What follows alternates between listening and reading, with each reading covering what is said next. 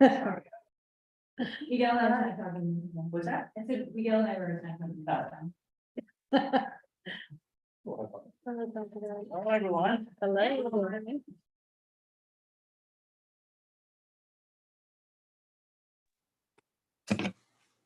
Hello, I am the Spanish interpreter.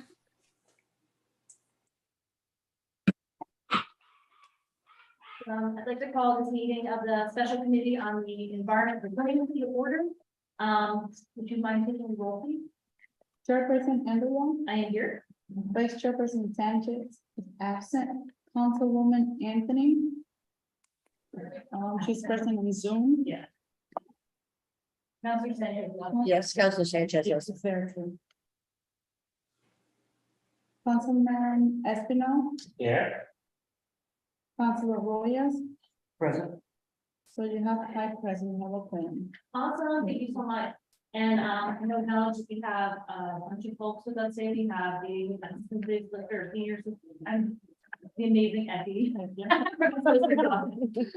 Yeah, Madam Director, Facility of Cruise, Department. You've aged me about a decade.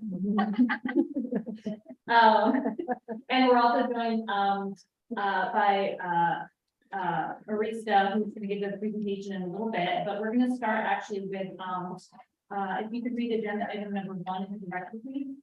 In ordinance amending chapter 5, buildings and structural appearances of the Code of Ordinance to add Article 10, Building Energy Reporting Program. Awesome. And we actually have a sub A for this, which you should all have in your packets. And I don't know this here, so you have it ahead of time. I have a motion to replace, this is what I do, a motion to replace item 1 with the sub A that's in front of you. Second. All in favor? Aye. Awesome. Oh, I also should acknowledge on Zoom, we have Councilor Anthony and Councilor. That's weird. Awesome, so friends, I'm so excited for us to pass this out of committee today. We made a few changes after lots of really great conversation, and I'm really grateful to the Department of Sustainability for all of their feedback on the Bureau Ordinance. And we made a few changes to this just to make sure that it's fully implementable once it's passed. And I think it's even better than before. And I also want to really thank Councilwoman Anthony, who's on Zoom, because she really led the work on this in 2020, 2021. And it's because of her that we will be passing this tonight. There was a typo in what I sent to you. Sorry, my bad. I tried to work.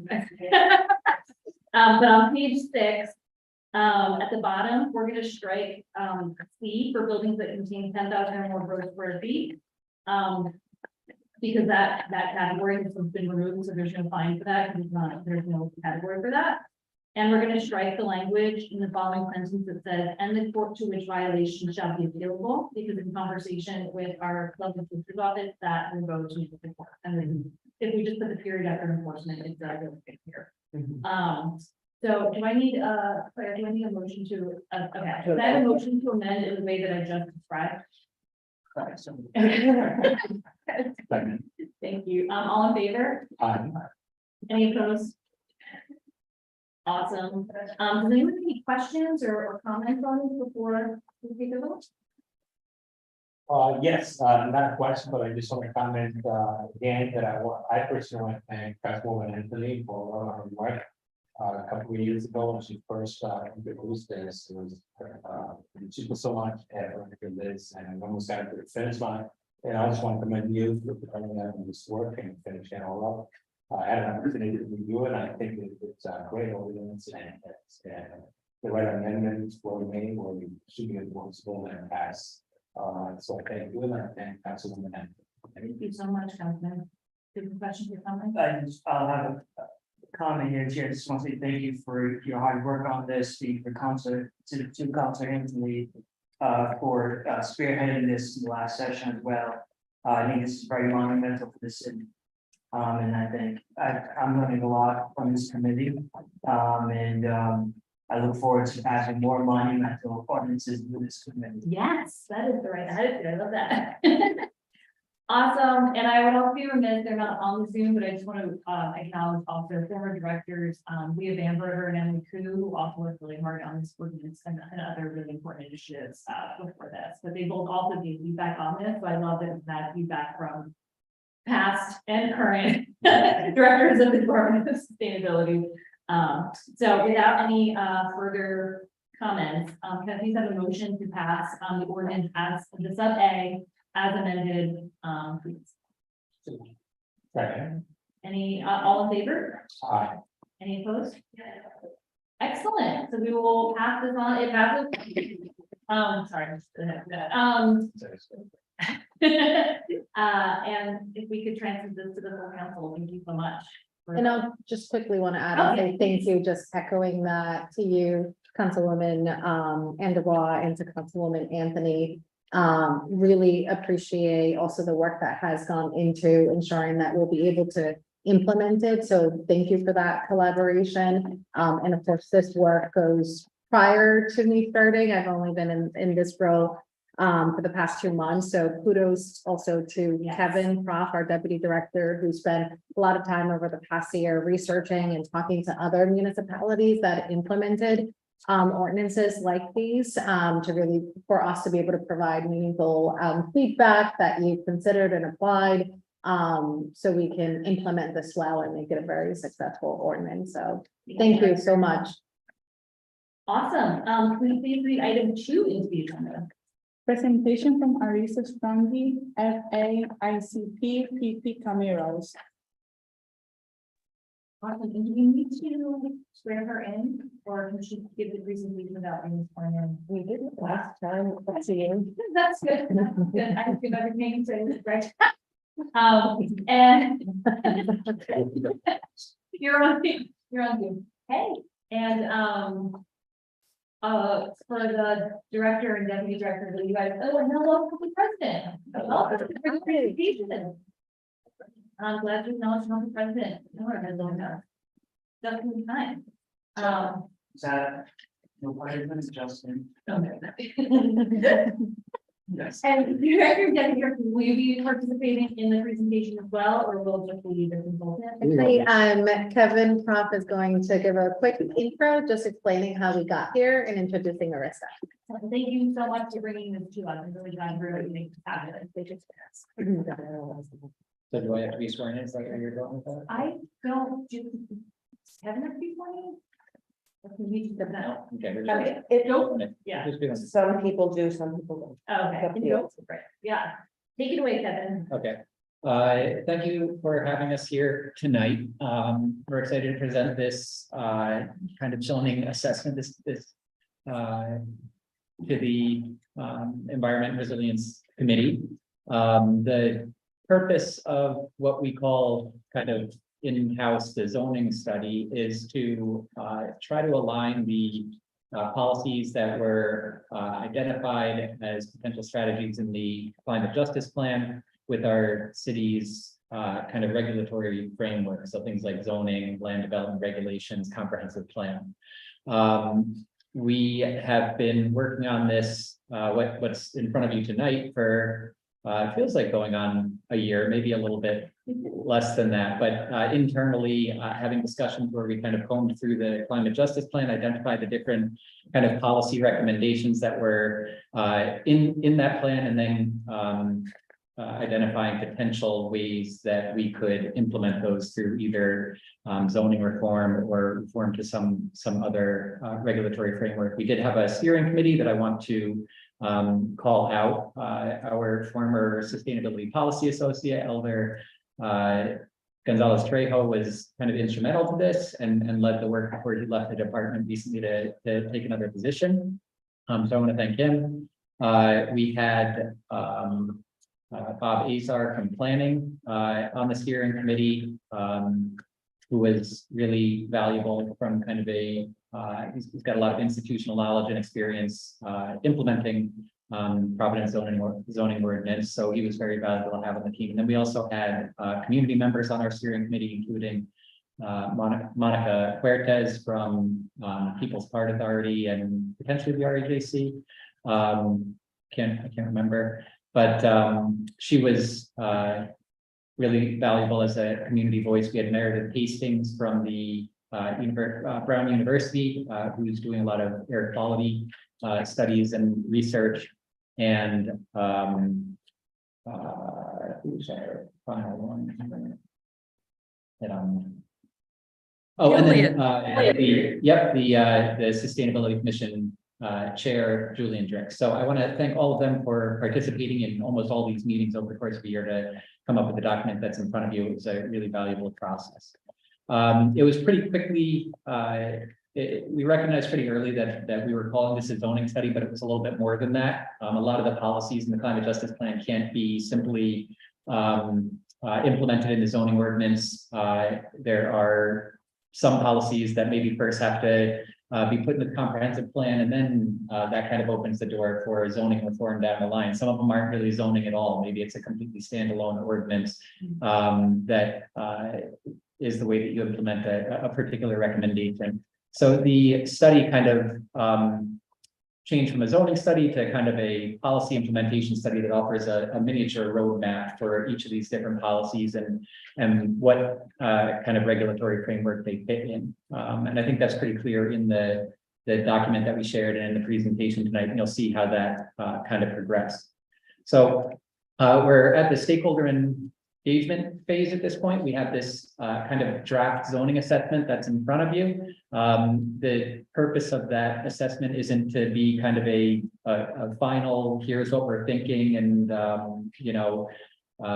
we're going to come back with minor tweaks to this, and that'll be the final copy. This is really supposed to be the beginning of kind of the public engagement and conversation to make sure that we're close to the mark, but we are really thinking about this as a conversation starter than something that is set in stone, even though it looks kind of like official in your hands. In terms of stakeholder engagement, we're kind of kicking things off here tonight with this city council committee. We'll have a similar presentation at the Sustainability Commission next Tuesday, and we'll be spreading the word about that. And if you guys will share maybe our outreach events with the committee members here, and if you could help share the event out to your networks, the more people, the merrier that can join that. That'll be virtual and in person. And then we'll be joining a handful of board meetings in collaboration with the planning department that's doing comprehensive plan outreach at those meetings right now, and get feedback on the study through those venues. So like I said, we can share those dates and locations where we're going to be talking about this, and the more people we can try to get to participate in those meetings, the better.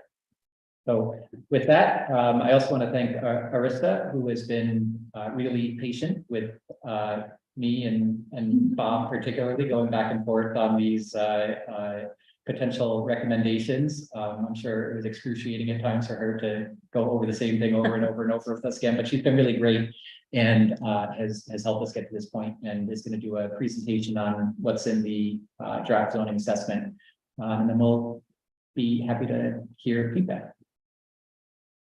Awesome. Thank you so much. I'm really excited about this because I think one of the things that, we've been saying for a long time about the climate justice plan is like, okay, how do we make sure this gets implemented and where are the pieces? And I remember when I was still chair of the Sustainability Commission, me and I worked on trying to get some of the elements in the comp plan, and working with Bob and shared, the comp plan, big revisions coming up, wait for this, that's gone, and then all this great, because I'm really, really excited about this. And without further ado, should we let Arista take over? And do we need to share the presentation on the screen? You've got it. Okay. Yeah. Okay. All these Oh my improvements. God.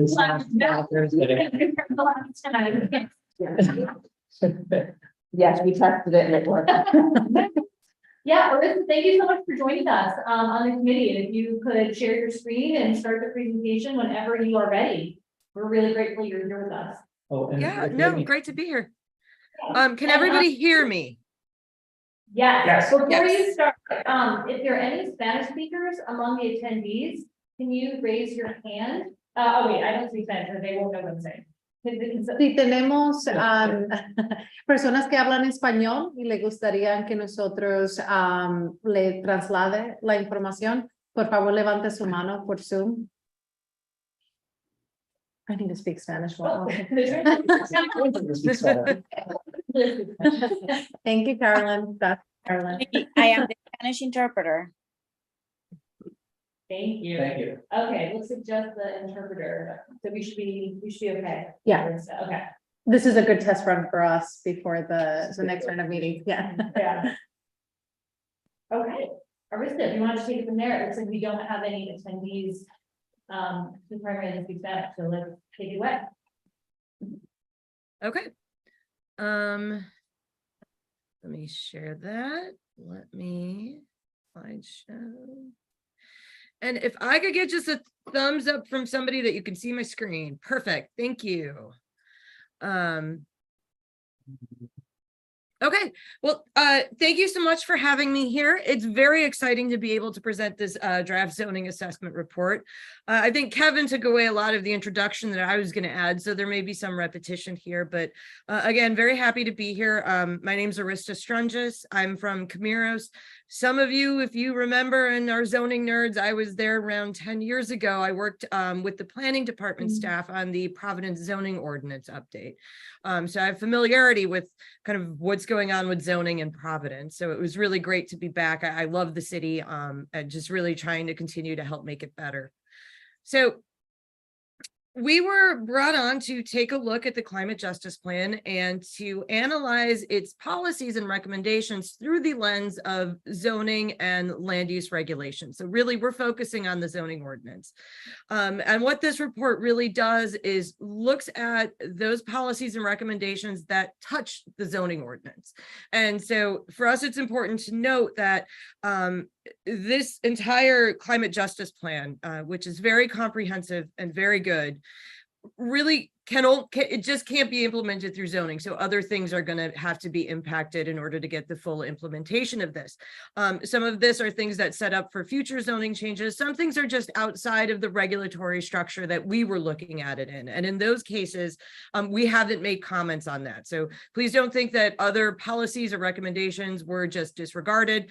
They really just didn't fall into the scope of the study that we were brought in to assist with.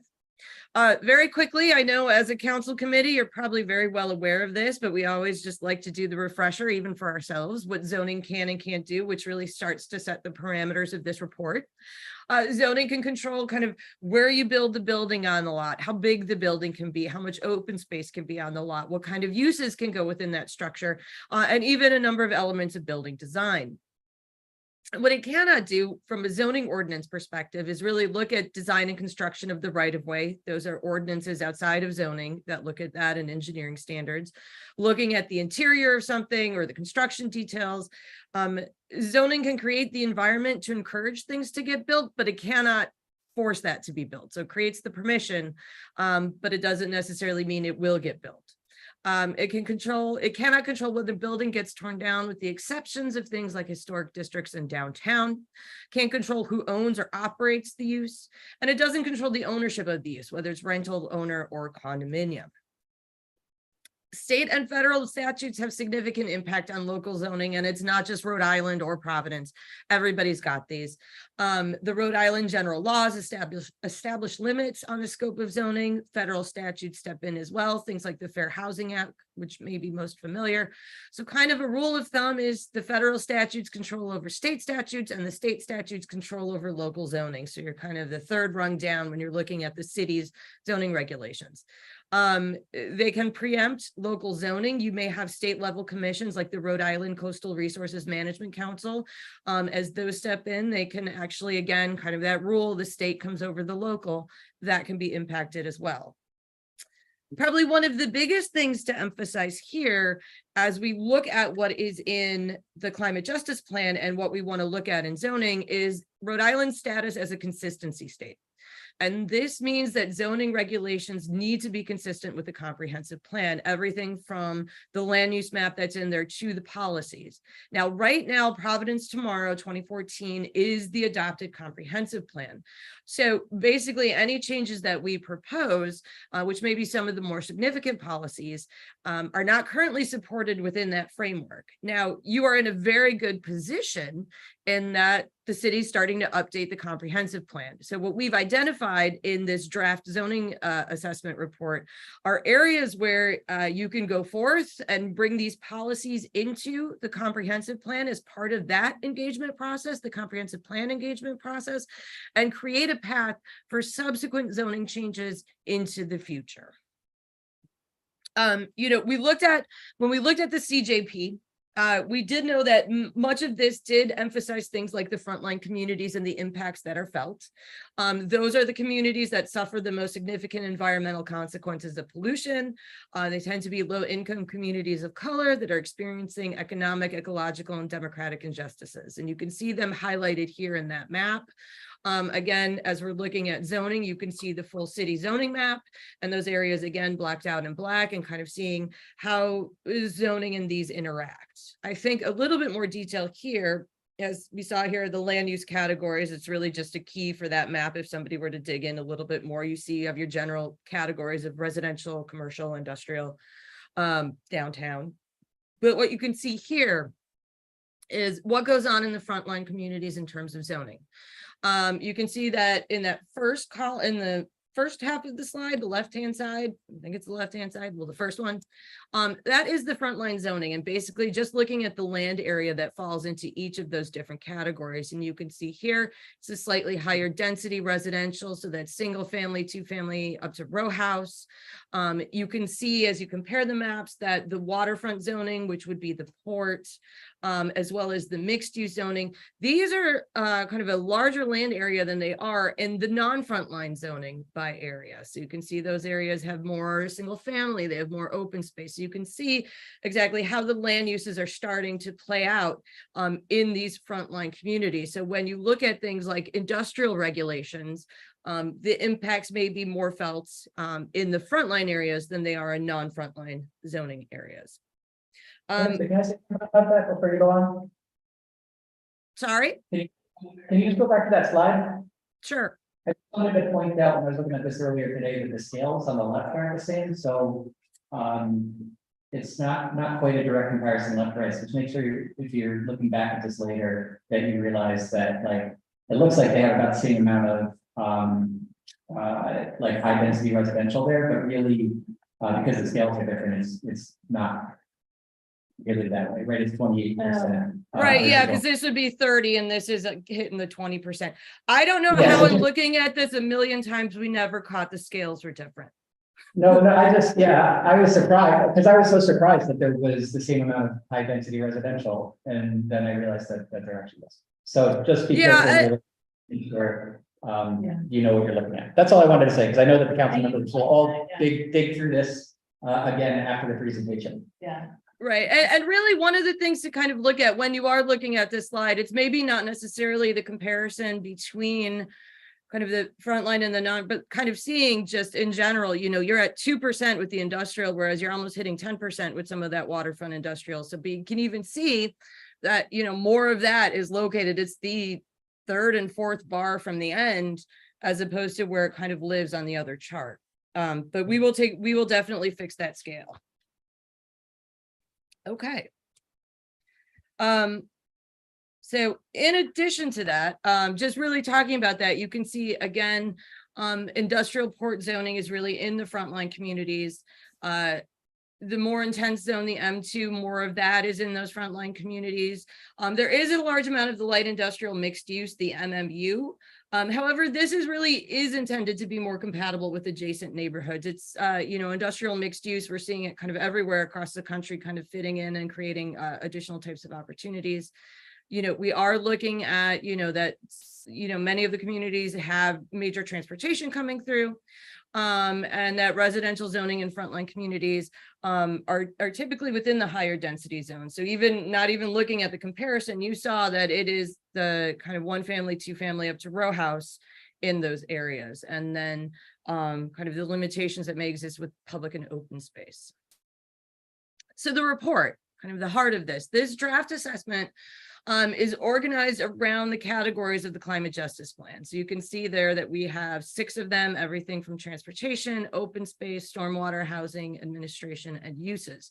And as you go through the assessment, what you see in the kind of 3 categories that are there is that we've made recommendations to a couple of things. Now, our scope of this project is really looking at the zoning actions and proposing potential amendments that can happen more in the near term. So that's really the heart of what we were looking at. However, we had to make recommendations as we saw this as our responsibility to point out that there's other areas that can also assist in implementing the CJP policies. And again, those related to land use regulations. So you'll see a couple that pop up on other ordinances.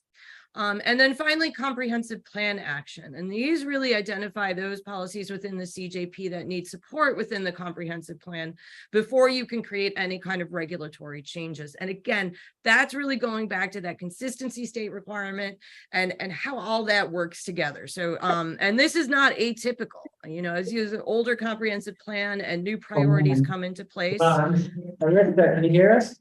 Yes. Sorry, Krista, We have not been quietly listening to you.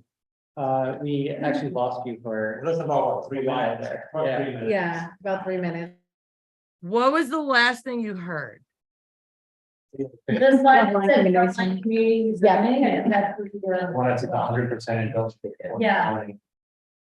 we lost it at the last. The last one here?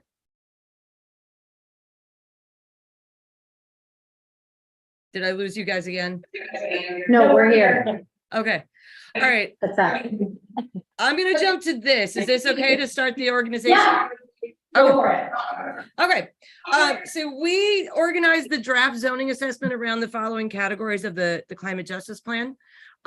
This would be transportation, open space, stormwater, housing, administration, and uses. We're all still here, right? Yeah. Okay. And we organized our recommendations in 3 categories. And really, the first one was really the primary charge of this project was to look at what can we do with the current zoning ordinance that we can help to implement the CJP. But in looking at it and knowing that this was really looking at a land use regulatory structure, we had to look at other things. So we also identified some other ordinances that the city may want to look at as it moves forward to help implement the CJP. And then finally, if you remember the mention about the consistency state and what that really means is that we need to make sure that to make some more significant changes that the comprehensive plan policies and the zoning regulations are in sync. And so in those cases, we weren't able to make recommendations to that end. These are things to consider.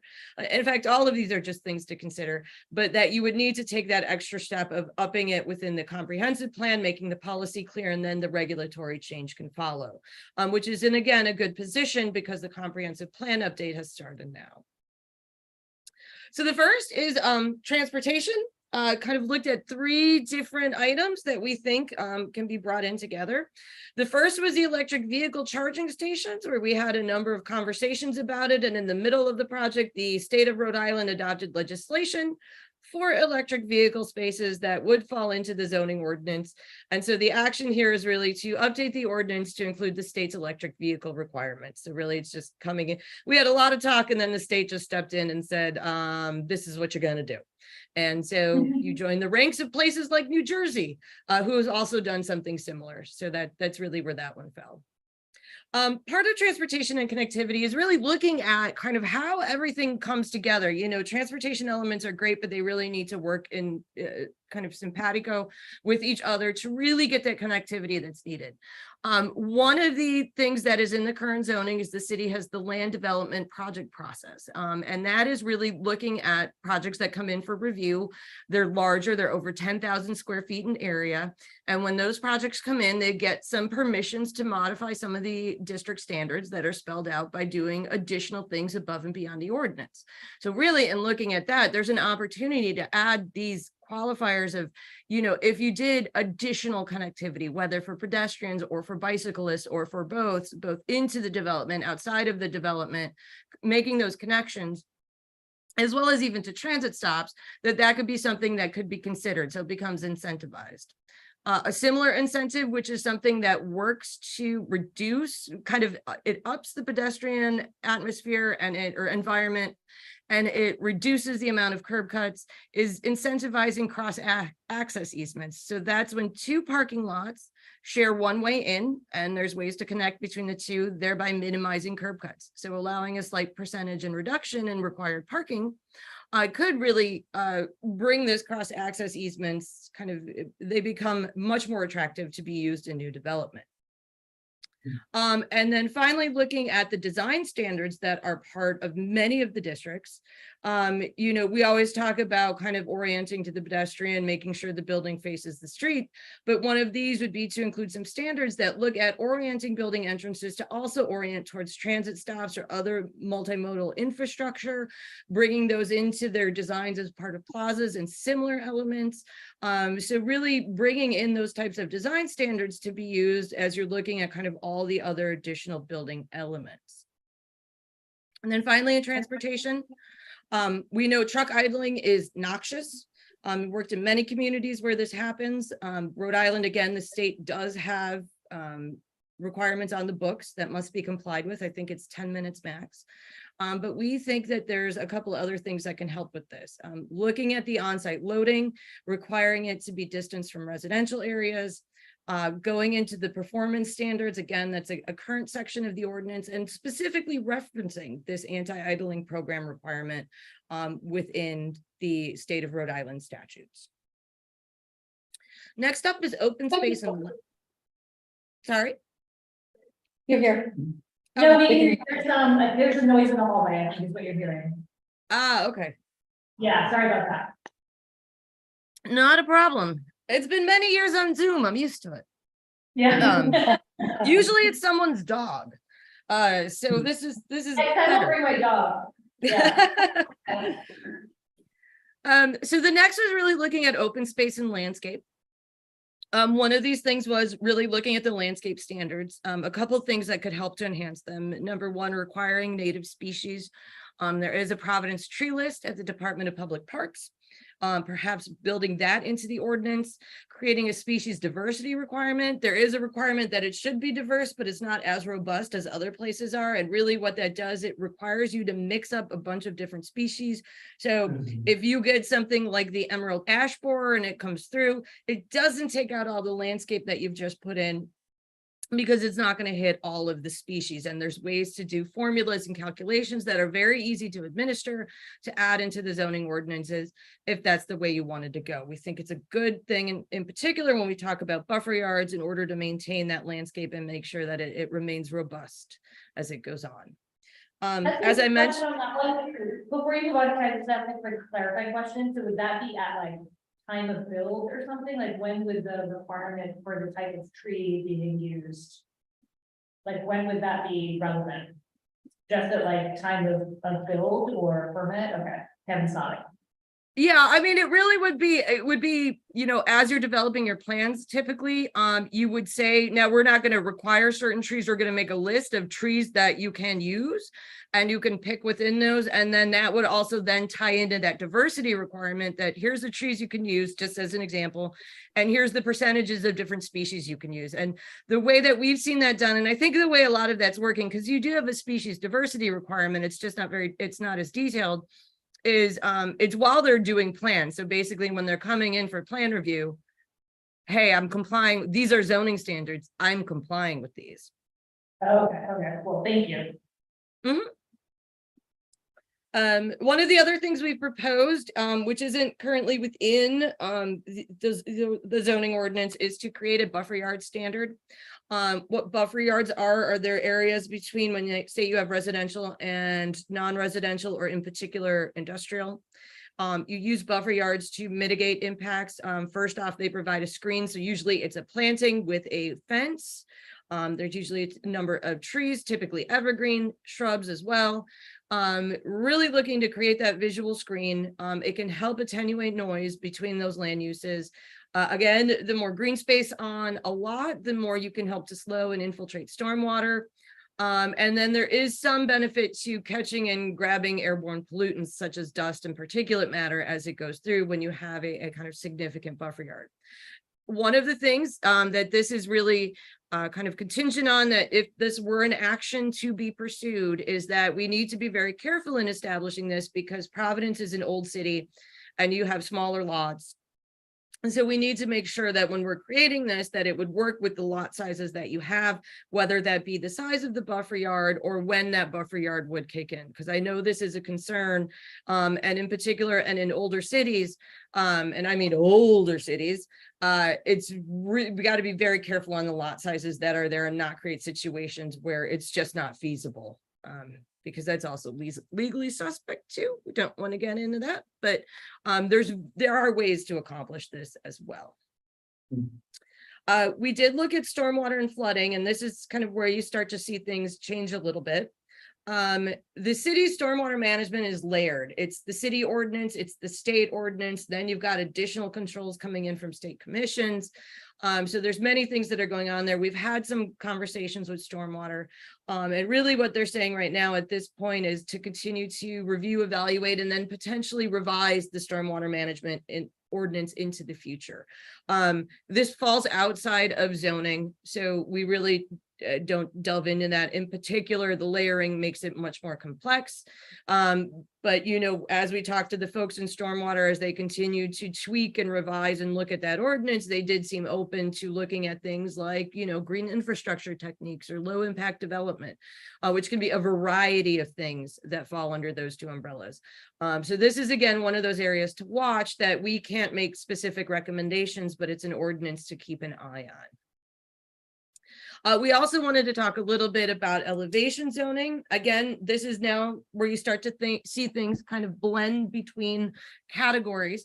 Elevation zoning is rather new. It's a zoning technique that's coming into place that's really looking, and it's going outside of, say, what your flood ordinance or your stormwater ordinance says, mainly the flood ordinance, and really starts to even refine that in terms of whether it's constructed over certain base flood elevations that are outside of, say, the FEMA maps, or designing structures with flood proofing. It's something I believe the city of Charleston, South Carolina is beginning to look at because of, you know, the issues that are happening from the amount of sea level, the sea level rise, the rain, and the stormwater. So it's really kind of digging in even deeper than what a flood ordinance would require. It does require significant modeling of conditions and testing of regulations. So it's a complexity, it's a whole kind of redo of zoning that's outside of the scope of this project. And in particular, if it were something to be pursued, it would be best to have those policies within the comprehensive plan. I believe Charleston already had started to do some of that modeling as part of the comprehensive plan when it did go out for bid to do the zoning that would do this. So this is where you see things start to take into account other things that are going on, and that we can't address it directly now, but we can look at comprehensive plan actions or other actions into the future to really start to bring these techniques into zoning or into other parts of these city ordinances or city policies. The other one that speaks to this is really housing. Providence has adopted the anti-displacement and comprehensive housing strategy. This was from the very beginning of this project. We know the city is looking at housing. We understand housing is a big part of this comprehensive plan update. So essentially, from the perspective of what we were looking at, these things are kind of already working their way through the city, through the planning department, into the comprehensive plan, into potential zoning action. So we've made no recommendations on this. You see a bit of discussion in the draft assessment, but it's nothing that we don't get into significant detail because all these things are going on. As you'll see in the report, we've also provided a link to that adopted anti-displacement and comprehensive housing strategy. And then administration. So this is really where it's participatory here. And we had a couple of suggestions. And again, all of these things are at kind of a higher level. And if we choose to pursue them based on the feedback we receive from yourselves and for other committees we present to and the public, we want to, you know, see how far these can go, and they will need to get refined.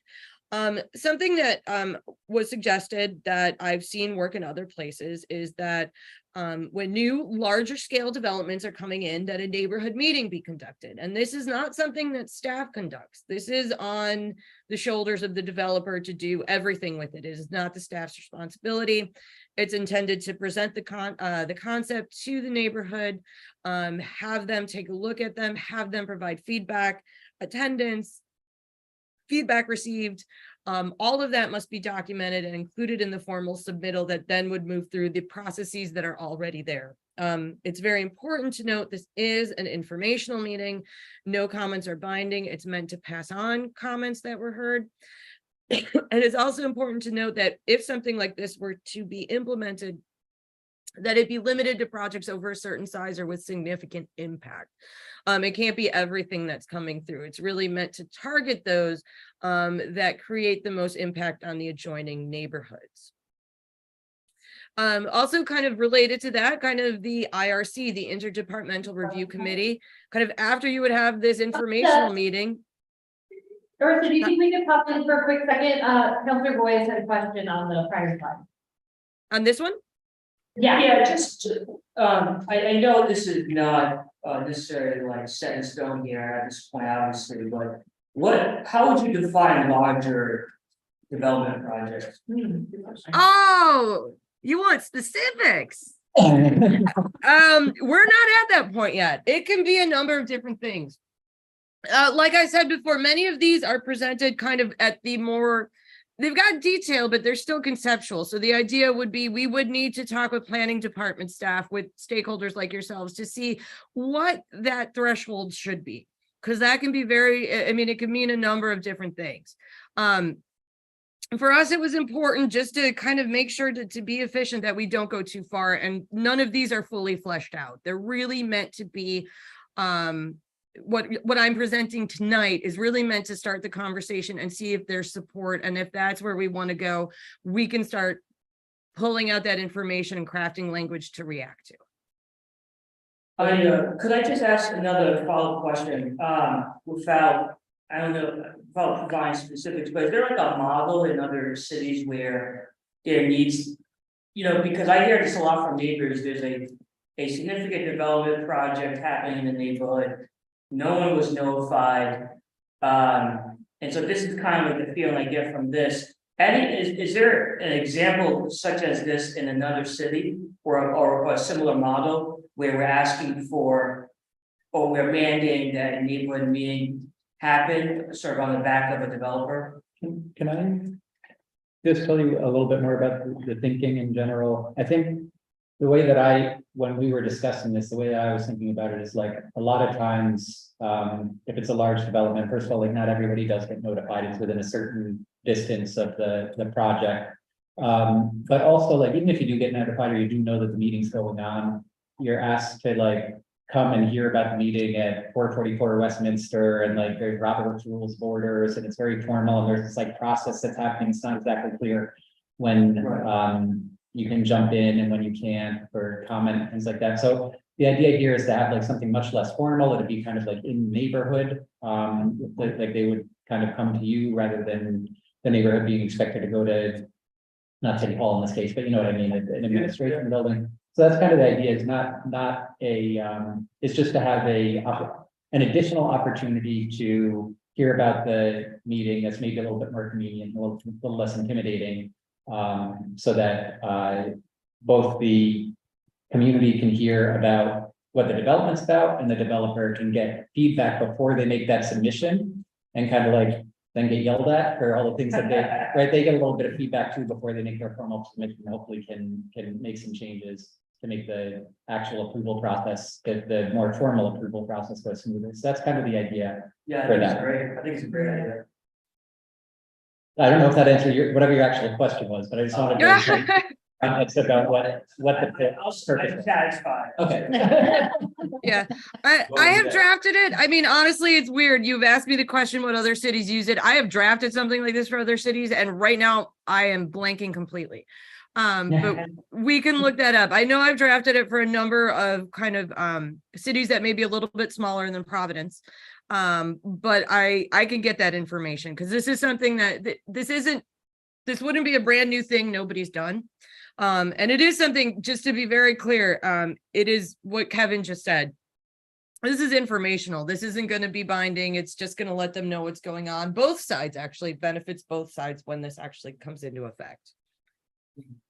And then the other thing I would say about it in terms of the size threshold, we want to make sure that it's like over a certain size, because we don't want every 5-story house that's being built or 5-unit house in a neighborhood to like have to go through this additional process, right? So we want to make sure that like it's for projects that are going to meaningfully impact the neighborhood and avoid a situation where kind of like smaller projects are undergoing like additional scrutiny. Right. Yeah, so there's. Yeah, I mean, generally you see a certain threshold square is. footage. Yeah, you see a certain square footage or a certain acreage. You see a certain type of mix of uses. You see specific inclusions when this is part of it. Like it wouldn't be single family, 2-family, really not even row house. Generally residential gets kind of, doesn't have to go through this. It's when you've got something that's going to really impact what's near the community that you want to gear this towards. Awesome, Okay. thank you. If you could, yeah, feel free to keep going. Okay. So the next is kind of related to this. It's the Interdepartmental Review Committee.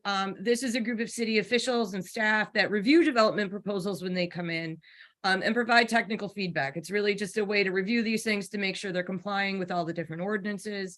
They provide feedback, they make recommendations. One of the things that we thought here, perhaps the membership of this IRC could be expanded to include potentially a member of the Sustainability Commission. Maybe some things that this may be a little bit more difficult because of the volume of things that happen, but we wanted to make the proposal at least that consideration to somehow work in the Sustainability Commission and or Sustainability Department into this IRC review committee that happens. And then finally, uses. So sustainable uses, you know, honestly, looking at Providence's current zoning ordinance, you've got the way it's structured, and I'm not saying this because I helped write it 10 years ago. It really does have a lot of flexibility and it really does allow for a lot of sustainable structures. However, over time, new things are popping up, things like power walls, which is basically kind of those solar power batteries that you're finding on the sides of garages, on the sides of houses. Maybe a need for those kind of permissions. We've seen some neighborhood composting services come into place. It's a central location for residents. So really to start looking at maybe something like that to make sure those are explicit. We currently have categories for industrial, but and they just speak to industrial generally. So it's really not looking at clean and green. Again, if this were chosen to be pursued some more, look at if we need to evolve those categories a little bit and either add in some new ones or exclude some type of ones to make sure that those are being allowed. And then finally, the thing that nobody can escape from, solar panels, in particular within historic districts. We know that the HTC is working to be as flexible as they can. As you see here, it's again that other ordinances in dark blue. We are not touching the historic district ordinance, any of the kind of historic stuff that's out there. But really looking to see if perhaps things like that as solar panels or other things come into play, just to continue to evaluate and see if there's more flexibilities or opportunities that can be incorporated.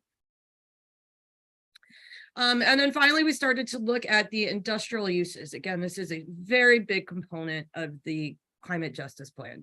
This is what's really impacting the frontline communities. Two of them in particular, the general industrial and the tank farm, are the uses within the current ordinance and generally have the most significant environmental impacts. And it's a major concern, again, of the CJP. Other cities have adopted outside ordinances to create some enhanced reviews. If you couldn't tell by the accent, I'm in Chicago. We've done something along those lines. And so has another example is Camden, New Jersey. What we've proposed here, if this were to move forward, is that perhaps additional information that would help to increase the transparency of these uses and disclose mitigation efforts could be good.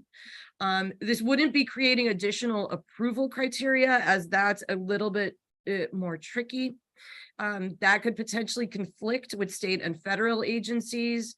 And then if conditions are imposed as part of a use, that they need to be a bit more objective.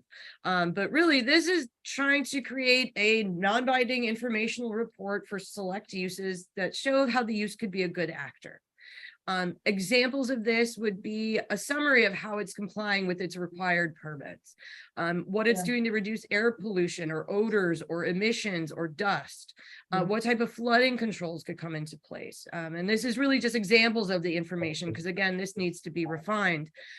So really what this would be a requirement within the ordinance that says, if I'm this type of use, I need to create this layman's report that talks about how I'm addressing these different things, at least to be a little bit more transparent, have people informed of what's actually going on those sites. Related to this is a key area, and again, a huge focus of the CJP is the Port of Providence and what goes on there. The CJP specifically talks about restricting the import and storage of hazardous and polluting materials in the port with a goal to phase out such by 2040. And you can see there listed those 3 bullet points, key policies in the CJP that are really looking to do this. You know, even going so far as saying updating the zoning ordinance to prohibit new fossil fuel infrastructure. This is, as you look at the climate justice plan, probably the most significant zoning and land use issue within there. Before many of the actions related to this, in particular to what you see on your screen right now, additional planning is required before anything along these lines can be implemented in zoning. These policies have to be established and adopted within the comprehensive plan. They need to show, because the current comprehensive plan doesn't speak to this. And so once you have that consistency, again, that word just pops up again, the consistency with the comp plan in terms of these policies, you can start to look at how the zoning ordinance would implement something along these lines. Again, I said the consistency. The current plan really does prioritize heavy industry, so we can't go to this step. They've also, when you're looking at the waterfront, again, the industrial waterfront in particular, you've got to integrate these plans into the comprehensive plan. So this is really something, I think Kevin mentioned at the very beginning, the idea of a roadmap. What this draft zoning assessment is providing is the roadmap to say, if you want to take these policies related to the port that are in the CJP to the point where they do start working into the regulatory structure, they have to be supported and located within the comprehensive plan, and really no way around it because of the consistency requirements that are required in the state of Rhode Island. A couple of other specific topic areas that are in there, and again, these are not, and they're labeled specific topic because they are things that have some zoning implications, but really exist outside of a zoning ordinance. They may be referenced in there, but really their functions, the way they work, the ordinances that adopt them are outside of zoning. The plan mentions looking at community benefits agreements. And really what these are private contracts between community-based organizations and developers, or it could be between a municipality and a developer, that really look at kind of getting, minimizing or reducing the negative externalities of the project. And then looking at ways to support the community that the project is directly going to impact. And you can see some common commitments: affordable housing, wage standards, public open space, jobs, local hiring, economic trust funds, community services. Basically, it's a negotiation between the developer and the community-based organization to come up with a range of agreements, and then between the two, a contract is made. A local example, Newport, Rhode Island. In 2021, they updated their comprehensive land use plan. You can see they updated the policies to specifically speak to CBAs, and those are within the North End neighborhood. Strategies to utilize the NBAs to bolster the larger equity goals that they're looking to achieve. So citing the use of them, and then creating a committee that would be the one that would work with them. So it's really, again, this is another one of these that pops into the comprehensive plan action. CJP talks about community benefit agreements. The comprehensive plan would need to start talking about these as well. Typically within an ordinance, it's just a reference that these exist. It is not a zoning action how these work, because again, it's that private contract is kind of the hinge for community benefit agreements. And then finally, the other specific topic is the green justice zone, which ironically is not a zoning issue, which kind of confuses people sometimes because it's not zoning. It's just the green justice zone. And really, again, looking at these frontline communities, the establishment of a green justice zone, it's really, you identify these, create tools and strategies to improve the community health, where things like to promote the environmental justice, to identify those sources of pollution, to see how we can help to minimize those. They're not zoning designations, they're areas within, even kind of, they get down to areas within frontline communities to improve that quality of life and create this cooperative effort between the communities and the local government. And this really does start to extend beyond the reach of zoning regulations. CJP has some green justice zone elements that to consider, things like microgrids, resiliency hubs, weatherization, energy efficiency. You could see here, even when you're looking at something like that, zoning can't touch that. That's really looking at things like building code and how things are constructed. So again, this is another one of these types of things. It's a comprehensive plan action we've identified to really start looking at the comprehensive plan and looking at how it could allocate resources from the city or other agencies to really set the stage for implementing a program of green justice zones. And again, could be flagged that these are, in the ordinance, that these exist. Generally, it's not. Again, the name is very deceptive. Really just kind of setting that stage within the comprehensive plan policies that are currently being formulated. So again, kind of at this real opportune moment to really build these into that. We're on the last slide. We all made it. I know zoning regulations never have good pictures. I love it though. So really, like I said, project is focused on the zoning regulations. So what we're going to do, we've made proposals here. We're bringing this forward to stakeholders like yourselves, other stakeholders, to the public, really trying to get some sentiment in terms of which of these are most important, which are valued. That we would then go and we would be able to propose a zoning ordinance amendment. Again, that requires a public hearing, action by council, the typical way any amendment to the zoning ordinance is conducted.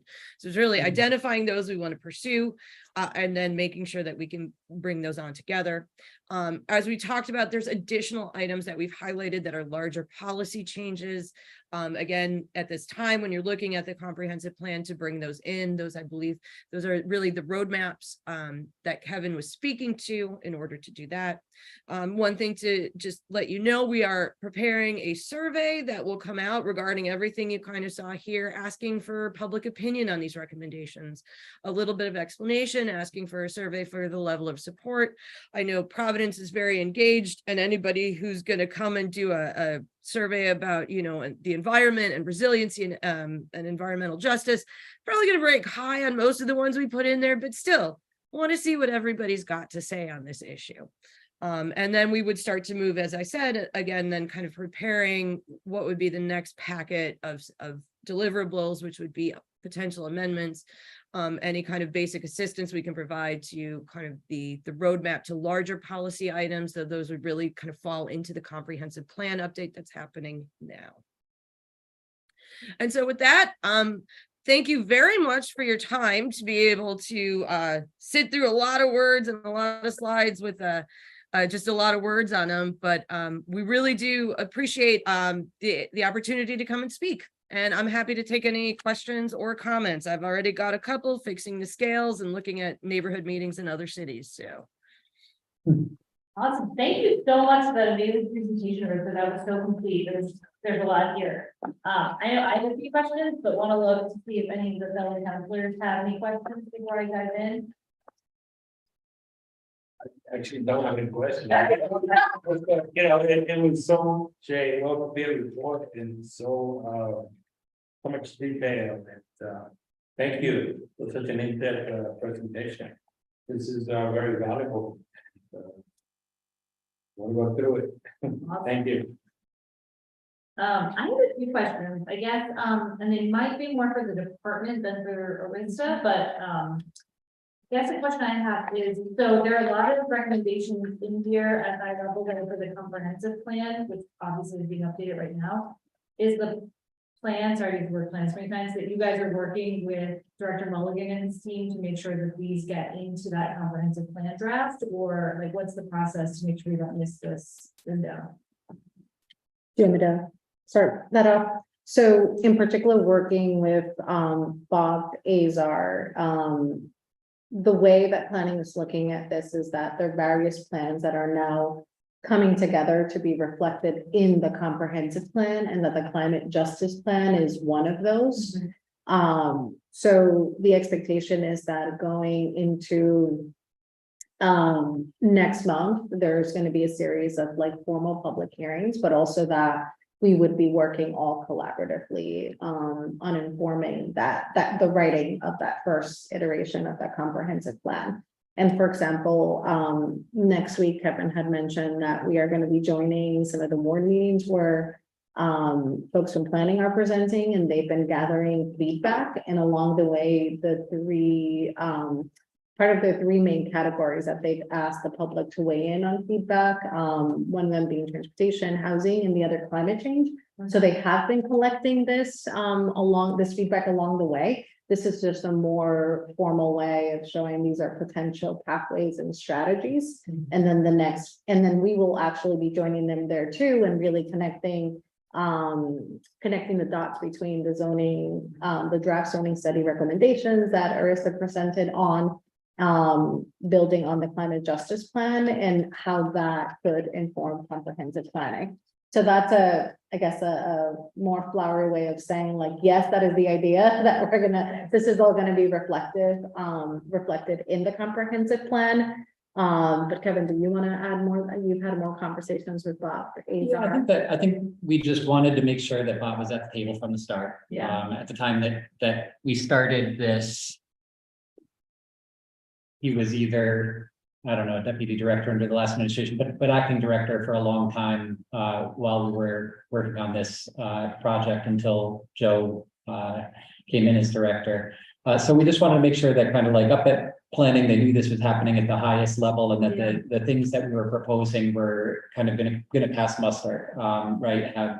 Have a reasonable chance of being adopted and not be kind of off the mark. So I feel like Bob's been engaged every step of the way. He was super participatory in all the meetings, willing to have all the conversations with us, and that was a really great relationship. At the end of this process, so we're going to go out, we're going to do some of this engagement, and then we're going to go back and we'll end up with two things really: a zoning amendment for things that are already aligned with the comprehensive plan that we can kind of do right now. So that could include maybe like the EV parking lot thing, right? Like we probably say in our comprehensive plan, be more sustainable with carbon emissions, and the state passed a law about it. So we can like do that now.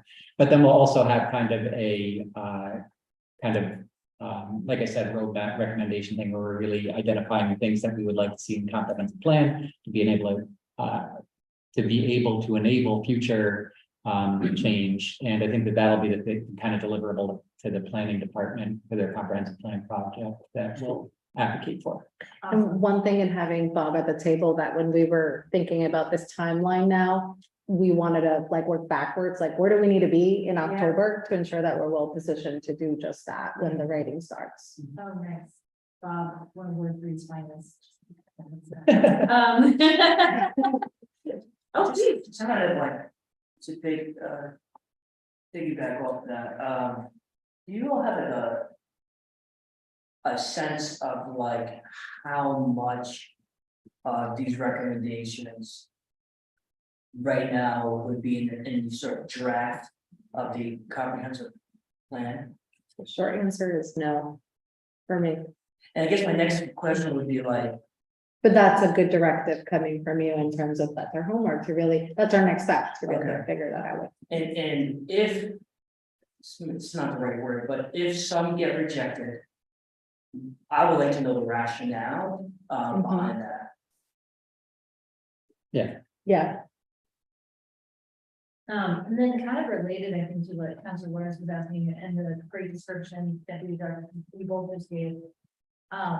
Will the department be like, because there's a lot of recommendations both in here and in the climate justice plan, obviously, but will you guys be creating like a prioritization, or will like everything be in one proposed zoning ordinance change, and then, or will you go like piece by piece, I guess?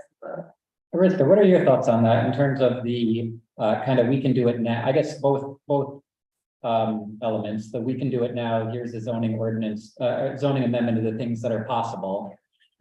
Would you approach that as a kind of comprehensive omnibus amendment, or would it be, there's a few sequential amendments on, different topic areas maybe, or something like that? What's the best approach, or the best way to approach that, do you think? Oh, you're on mute, Arista. You're on mute. You're saying brilliant I'm things. sure you're saying really smart things. Every time, every time. When we're doing so we're really doing kind of the sustainability update to the zoning ordinance, and the ones that you saw identified both in the document, that's the same of what you just saw kind of through the presentation. I generally do not see an issue with it all going through as one big amendment. You may have something when we make kind of the final decisions of which kind of zoning language to craft and which amendments, if there's something that we know is more controversial, you would pull that out to kind of keep it separate. But I think many of them can kind of go together because they make sense going together. It's certain ones like the EV, there's really not much of an argument. The state's told you what you're gonna do. So it's really kind of got to work with it that way. I think some of them are kind of a little bit more, while they do a lot to enhance kind of resiliency, environmental benefits, they're really not something that should be too controversial. I think you can see probably there should be the ability to kind of release, generally what I know from zoning amendments is you release it out into the public, and if somebody is unhappy, you will hear about it pretty immediately, and you kind of just have to strategize at that point. I think we would release everything as one big packet based on reaction. It either all goes together or maybe it gets divided, but you just kind of have to wait and see when you're doing these kind of more piecemeal amendments to an existing code. Thank you for the feedback, it's helpful. And then in terms of the other part of it, the comprehensive plan kind of recommendations and the other ordinances recommendations, I guess same thing in terms of like prioritization. We can think about, probably can't do it all at once given current staffing and whatever the case may be. It probably makes sense to prioritize the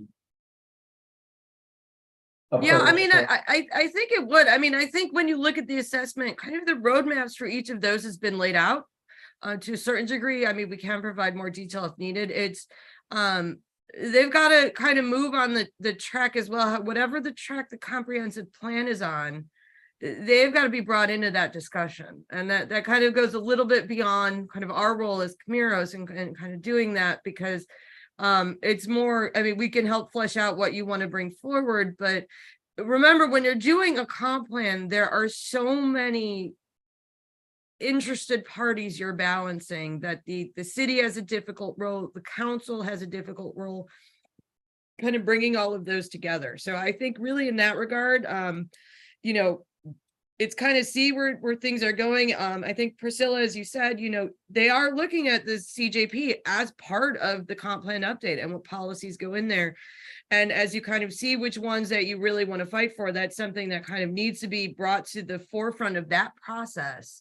As we are not charged with drafting that part of the comprehensive plan process. So Yeah.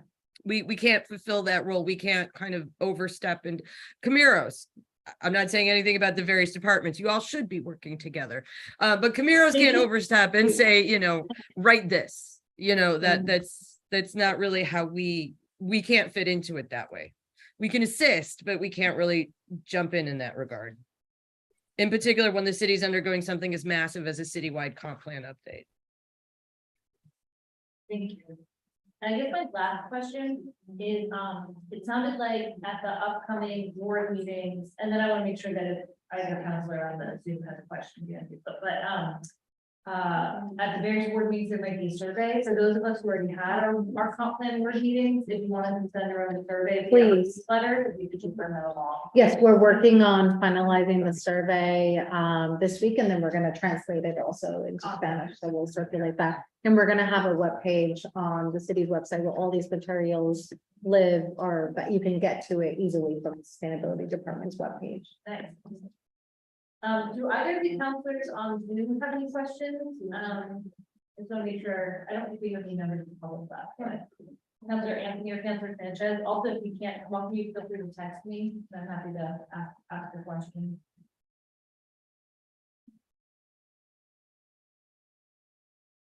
Did I miss something? No, Oh, no. Oh, okay. I was like, it got really quiet and that usually means I have to say something and I just completely missed it. So. Colleagues who are also on Zoom, and so we just wanted to pause for a minute in case they have any questions, but I'm not seeing your hands go up and I'm not seeing any text. So. Do either member of the public have questions? Logan or Grant? Yeah. Grant doesn't have a question. Grant has a concern. And that is the city of Providence is refusing to recognize that the American Integration Commission is such an important component. And nobody's paying attention to what they're doing and the enormous amount of money that they're spending. And what they're doing is counter the concept of climate change, global warming, and they could be. But they're very positively along those lines. So that discussion needs to happen sooner than later, because the dollars are going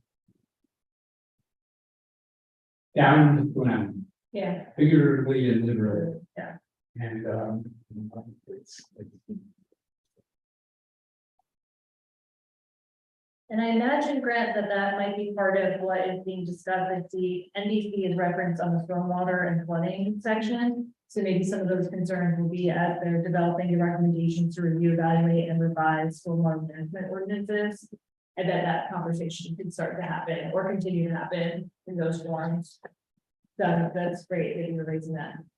sooner rather than later, otherwise, next year this time, the money will. And there's no justification for allowing that to happen. At any level of government. And so far, I'm very disappointed. Which is why I'm here, and why I'm at public meetings. Yeah. Because totally unjustified. We've been talking about the environment for over half a century now. And actually, we should get back out in the direction of what we should be striving for. So I encourage the degree and the other entities who are part of it, that's not back into with action. Do everything. Awesome, thank you for raising that. And Councilman Anthony says she doesn't have questions. Councilman Sanchez, I believe also does not. Councilman Anthony does have a question for process. She was wondering if we need to mark this presentation as an exhibit. We can do that. Okay. So thank you for that process. Thanks, Councilman Anthony, or Chairwoman Anthony. Before we end this, can I please have a motion to enter these as a together as exhibit 1? It was really tough, right? All in favor? Aye. Any opposed? Awesome, great. Thank you for labeling these exhibit 1. And Chairwoman Anthony and Councilor Sanchez, these should be in your inboxes, but if not, I will send them when I get home tonight so that you have them right at the top of your inboxes. yeah, we would invite your feedback once you have time to, read through them a little bit more. If you didn't have an opportunity before the meeting to look at them and have thoughts, then email phone calls, whatever. And we'll circulate that survey as soon as we So have that it. would be great too. So if folks are digging into the report and they have any comments or questions, email both of you or Kevin or. Yeah, both of us. Good. Yeah, that's good. Then one of us will see. Yeah. I like the challenge of who gets to it first. I think you do it, looking at each other when you're done. Awesome, so, we just had some public comment, Logan, any public comment? And I'm not sure if you had met, Councilman, Espinal last time, but we have an intern, his name is Logan. They're amazing. Yes. We just have to make Great, yeah. Great, so we had public comment and, I guess then, can I just, does anyone have any further questions before we wrap up? No. Awesome. So, Arista, thank you so much for this amazing presentation and for all of this work. I'm excited to like really dig in on this now. And also to the Department of Sustainability, for all your awesome work to make this happen and for the presentation. And without further ado, can I have a motion to adjourn? Second.